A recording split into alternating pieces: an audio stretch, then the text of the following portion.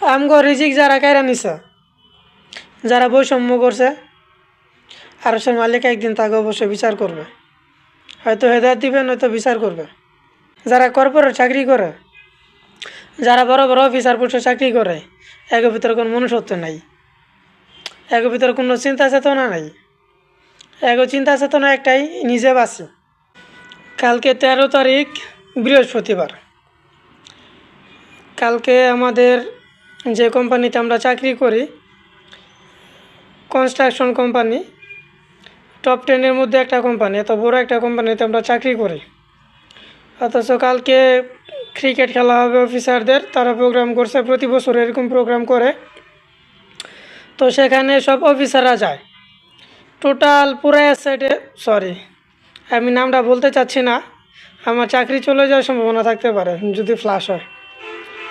এই এত বড় একটা কোম্পানি, প্রত্যেকটা অফিসার তার ওয়াইফ তার ছেলে মেয়ে নিয়ে যাবে, ক্রিকেট খেলবে সারাদিন, তারপরে খাওয়া দাওয়া হবে, ভিআইপি লেভেলের খাওয়া দাওয়া হবে। অফিসারদেরকে গিফট করা হবে, ড্রেস কোট গিফট করা হবে, আরও খেলনা মানে ট্রফি গিফট করা হবে, এরকম। ঠিক আছে, মানে অল অফিসার যাবে প্রোগ্রামে, কিন্তু আমাদের স্টাফকে নিবে না। যাবে কিছু কিছু স্টাফ যাবে যারা রান্না বাড়ার সাথে সম্পৃক্ত, মানে যারা ডাইনিংয়ে কাজ করে, ওরা যাবে, যা প্রোগ্রামের অ্যারেঞ্জমেন্ট করবে।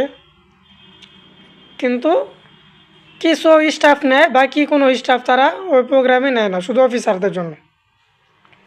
আচ্ছা আপনারা বলেন তো, দেশে কেমন কোনো কোম্পানি আছে আপনি চিনেন এরকম যে তারা বছরে একবার পিকনিক করে? আগে পিকনিক হতো আমাদের এই জায়গায়, কিন্তু ওটা ম্যানেজমেন্টে আমাদের চেয়ারম্যান স্যারকে বিভিন্ন কি ভুলভাল বুঝাইছে জানি না, তারপরে ওই পিকনিকটা অফ করে দিছে। এখন শুধু বছর খেলা হয় একবার, এটা শুধু অফিসাররা খেলে তার ফ্যামিলি মেম্বার নিয়ে। তো আপনাদের জানা মতো এমন কোনো কোম্পানি আছে যারা কোনো প্রোগ্রাম করে, বছরে একবার পিকনিক করে অথবা কোনো খেলাধুলার আয়োজন করে, কিন্তু তারা স্টাফকে সেই অ্যারেঞ্জমেন্টে রাখে না? এমনকি আমরা যে দুপুরে প্রতিদিন অফিসে লাঞ্চ করি, আমাদের যে ডাইনিং আছে অফিসে, অফিসার স্টাফ সবাই লাঞ্চ করে, ওই দিন তারা খেলাধুলা করবে, তারা ভিআইপি খাবার খাবে, তাদের জন্য অনেক বড় অ্যারেঞ্জমেন্ট হয়। কিন্তু আমরা যারা কালকে ডিউটি করবো, তারা কিন্তু ডিউটি করবে না, তারা খাওয়া দাওয়া করবে, ফুর্তি করবে। কিন্তু আমরা যে কালকে ডিউটি আছে, আমরা স্টাফ যারা আছে, কিন্তু তারা ডিউটি করবে ঠিক আছে, প্রতিদিন তারা ডাইনিংয়ে লাঞ্চ করে অফিসের, কিন্তু কালকে তারা পার্টির কারণে যারা ডিউটি করবে তাদের লাঞ্চের কোনো ব্যবস্থা নাই। তারা লাঞ্চ করবে নিজে টাকা খরচ করে, মাসে একদিন, বছরে একদিন, শুধু এই প্রোগ্রামের দিন। মানে তারা তো পিকনিক করতে পারলো না, তারা তো প্রোগ্রামে যাইতে পারলো না, খাওয়া দাওয়া তো পরে হিসাব। লাঞ্চটা যে করতো কোম্পানি, লাঞ্চটা যে করাইতো, তাদের এই প্রোগ্রামের কারণে আমার লাঞ্চে বন্ধ থাকবে, মানে আপনার নিজে টাকা খরচ করে খাইতে হবে।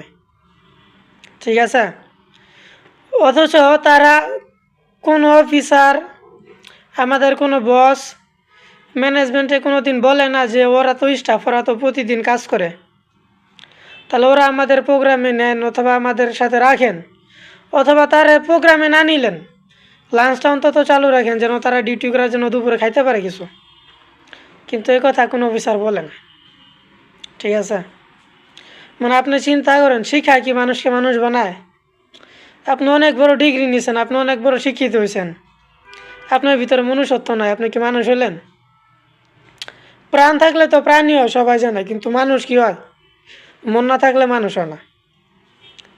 আসলে আমাদের শিক্ষিত হয়েছি আমরা, ঠিক আছে, কিন্তু আমাদের ভিতরে মনুষ্যত্ব হারিয়ে গেছে। আমাদের ভিতরে ইনসাফ, মানবতা, ন্যায়, আমরা যে মানুষ, চিন্তা ভাবনা যে করার ক্ষমতা আছে, যারা কর্পোরেট চাকরি করে, যারা বড় বড় অফিসার পোস্টে চাকরি করে, এর ভিতরে কোনো মনুষ্যত্ব নাই, এর ভিতরে কোনো চিন্তা চেতনা নাই। এগো চিন্তা চেতনা একটাই, নিজে বাঁচি।